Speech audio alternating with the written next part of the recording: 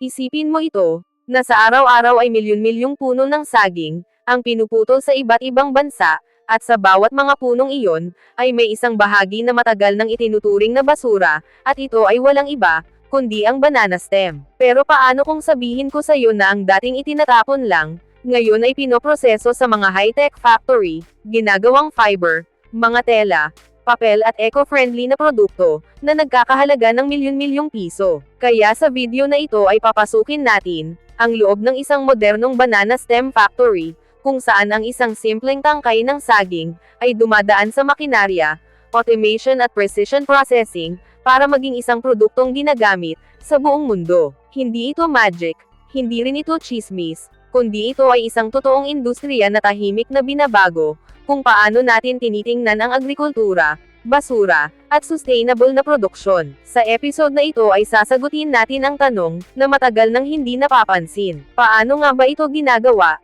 Ano ang nangyayari sa loob ng isang pinakamodernong banana stem factory?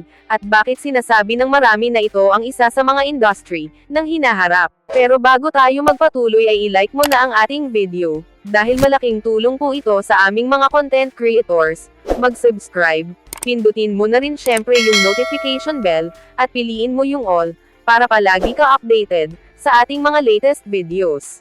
Context at background. Bakit mahalaga ang banana stem industry? Sa unang tingin, ang puno ng saging ay parang karaniwan lang, may mga bunga, may mga dahon, at pagkatapos anihin ang saging, kadalasan ay pinuputol at iniiwan na lang ang puno para mabulok. Pero ang hindi alam ng marami, ang tinatawag na banana stem, o mas tamang tawag ay banana pseudostem, ay hindi talaga kahoy. Ito ay binubuo ng patong-patong na hibla, na may mataas na moisture content, at natural na tibay. Sa loob ng maraming dekada, ang bahaging ito ng puno, ay itinuturing na agricultural waste. Matapos ang anihan, ito ay sinusunog, hinahayaang mabulok, o basta na lang iniiwan sa bukid. Pero habang lumalaki ang problema ng industrial waste at plastic pollution, nagsimulang maghanap ang mga industriya ng alternatibong materyales, mga materyales na renewable, biodegradable, at hindi nakakasira sa kalikasan. Kaya dito na pumasok ang banana stem. Natuklasan ng mga expert na ang hibla mula sa banana stem ay matibay, flexible at pwedeng iproseso sa iba't ibang paraan. Kaya ginagamit ito ngayon sa paggawa ng tela at eco-textiles, papel at packaging materials, lubid, banig at industrial fibers, at maging sa mga bagong uri ng mga biodegradable product. Sa mga bansang may malawak na taniman ng saging, kagaya ng India, Pilipinas, Thailand at iba pang bahagi ng Southeast Asia, ay naging malinaw ang isang bagay na ang dating basura, ay maaaring maging bagong industriya. Sa pag-usbong ng teknolohiya, ang dating mano-manong pagkuha ng hibla, ay napalitan ng mechanical extractors, automated cutting systems, at industrial drying processes. Ito ang nagbukas ng pinto para sa mas malakihan, at mas epesyenteng produksyon, mga factory na kayang magproseso ng daan-daang tonelada ng banana stem, kada araw. Pagkolekta at initial preparation. Ang proseso ng banana stem ay hindi nagsisimula sa factory, kundi nagsisimula ito sa bukid. Matapos anihin ang bunga ng mga saging, ang puno ay hindi na muling mamumunga. Sa puntong ito,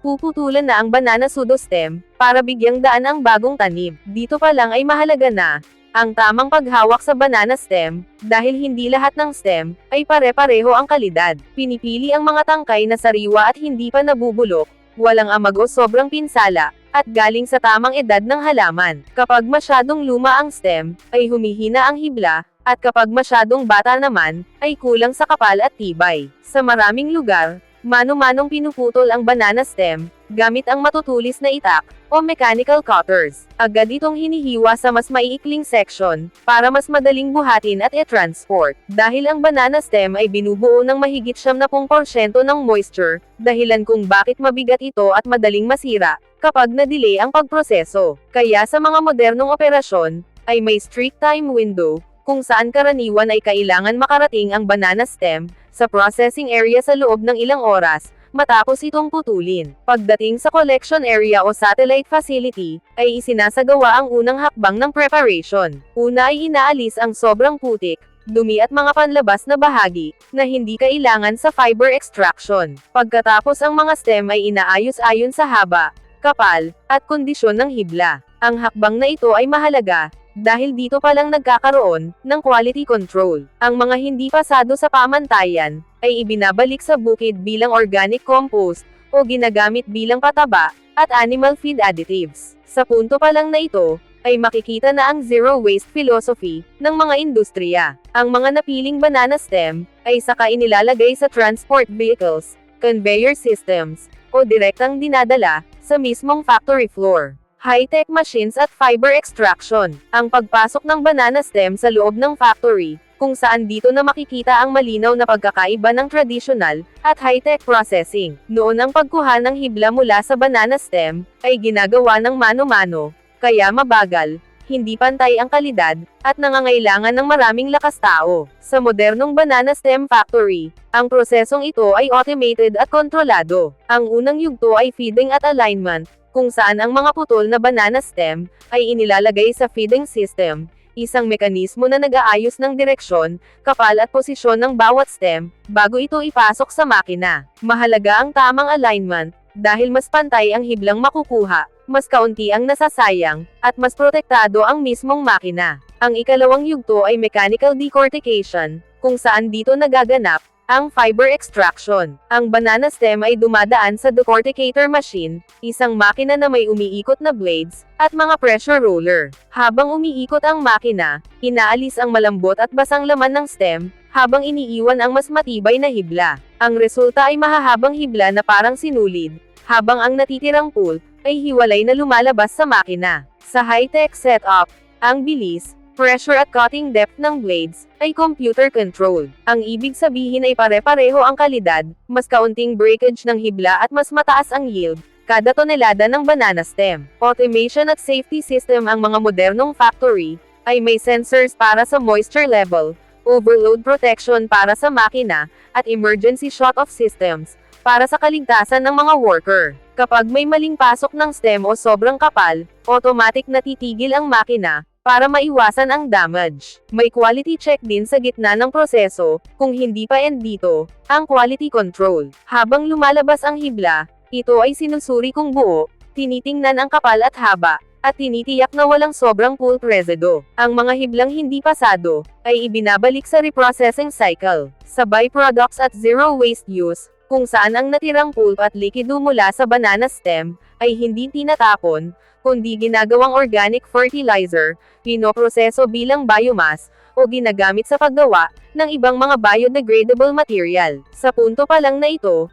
ay makikita na ang banana stem factory ay hindi lang tungkol sa produksyon, kundi tungkol sa sustainability. Pagkatapos ng extraction, ang hibla ay hindi pa tapos gamitin, dahil basa pa ito, may natural na katas at kailangang dumaan sa mas maselang proseso. Washing, drying, refining, at final output. Matapos makuha ang hibla mula sa banana stem, ay hindi pa ito handa gamitin. Sa puntong ito, ang hibla ay basa, may natural na katas ng halaman, at may natitirang pulp at mga impurity. Kaya kung gagamitin agad, ay mabilis itong mangangamoy, mabubulok, at mawawalan ng tibay. Kaya ang susunod na yugto ay kritikal sa kalidad, kung saan ito na ang washing process. Una ay dumadaan ang banana fiber sa washing system, kung saan sa mga high-tech factory, ay hindi ito simpleng hugas lang. Ginagamit ang controlled water flow, filtration systems at minsan ay mild, at eco-safe cleaning agents. Layunin nito na alisin ang natitirang sap at dumi,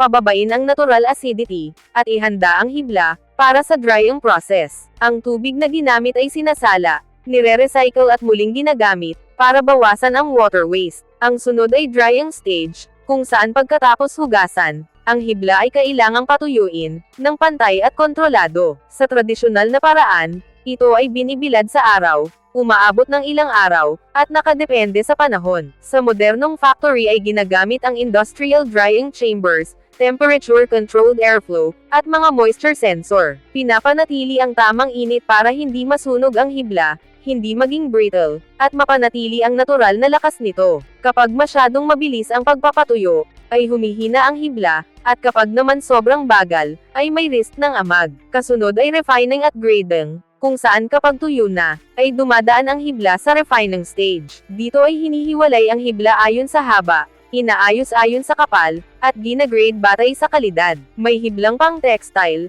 pang-paper, at pang-industrial use. Ang pinakamahaba at pinakamakinis ay napupunta sa tela at high-value products, at ang mas maiksi naman ay ginagamit sa papel, packaging, at mga composite material. Sa final output at packaging naman, ang banana fiber ay iniikot sa bundles, pinipress sa bales, o ginagawang rolls depende sa end use. Bago i-ship ay dumadaan pa ito sa final inspection, moisture testing, at mga documentation. Sa puntong ito, ang dating basurang banana stem ay isa ng commercial grade material, na handa ng gamitin ng mga pabrika, sa iba't ibang mga industriya. Pero gaano nga ba kalaki ang ganitong operasyon, ilang tonelada ang kayang iproseso sa isang araw, at bakit sinasabi ng marami na ito ay hindi lang negosyo, kundi isang solusyon, sa environmental problem, scale ng operasyon at environmental, and economic impact. Pagkatapos ng processing, makikita mo na hindi lang ito simpleng maliit na workshop, o manual operation. Ang modernong banana stem factory ay industrial scale, kayang magproseso ng daan-daang tonelada ng banana stems, sa kada araw. Karaniwan ang mga high-tech factory, ay may mga multiple production line. Isa sa bawat linya ay kayang mag-produce, ng tinatayang 5 hanggang 10